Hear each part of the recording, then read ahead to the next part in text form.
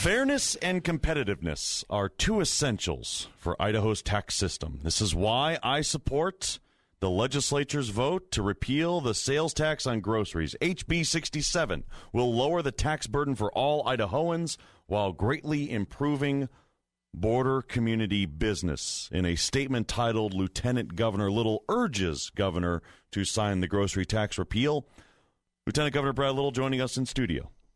Your words, right? Nobody else wrote that for you. They were great. So, in a session where the governor wrote a letter to the Idaho Senate, to the leadership in the Idaho Senate, not really recommending, in fact, kind of against the grocery tax repeal, but not saying that he definitely would veto it. How have things been since yesterday? Have you been able to chat with the governor about this statement? Well, I told him before that what my position was. Okay. And the response? He understood. I mean, I told basically what you just read was what my position was. Okay. So what can be done? Because what was hoped, I guess, from the legislative or from the executive end was that there would be two bills that would be passed. I think a lot of people kind of understood that the income tax would be passed. The income tax lowering would be passed. The idea of a grocery tax repeal was out there, but it wasn't really on the table until mid-card, till mid-schedule, and the reduction in unemployment tax on business. So there were going to be a number of choices to choose from, and the only thing that actually got through was the grocery tax repeal. The only thing that's going to take money out of everybody's pocket, less money out of everybody's pocket, is this.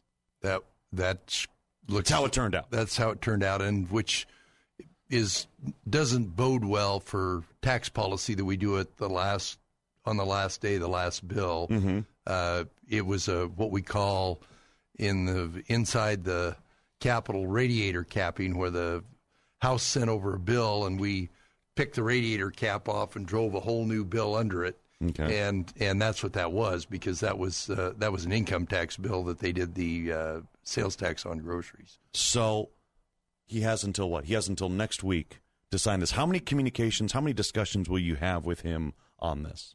Well, we visited a few days ago.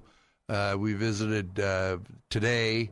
I think he's going to make his determination. I believe soon. Okay.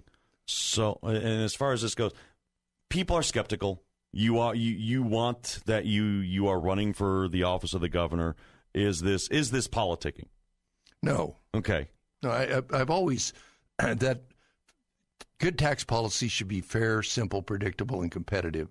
And the fact that we've got about 20 different cities around the state of Idaho where a significant number of their residents go shop across the state line, because every state has a lower sale. Well, no state taxes groceries except Utah, and it's 1.75%. Mm-hmm. It's the competitive nature of it, and it's fair, and it gives people it gives money back to the people that need it the most. Can Idaho pay its bills? Can Idaho live up to its dedication to the other systems of schools and infrastructure and everything else that comes out of the general tax without taxing groceries? I believe yes, we can, particularly with the trajectory we got.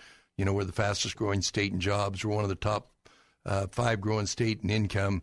That velocity in the economy, I believe, is going to continue. We will not always be the number one state, mm-hmm. But that bodes very well for us. And we're about to. Well, right now, Amazon's collecting taxes on those sales, and that's gonna cover part of that deficiency.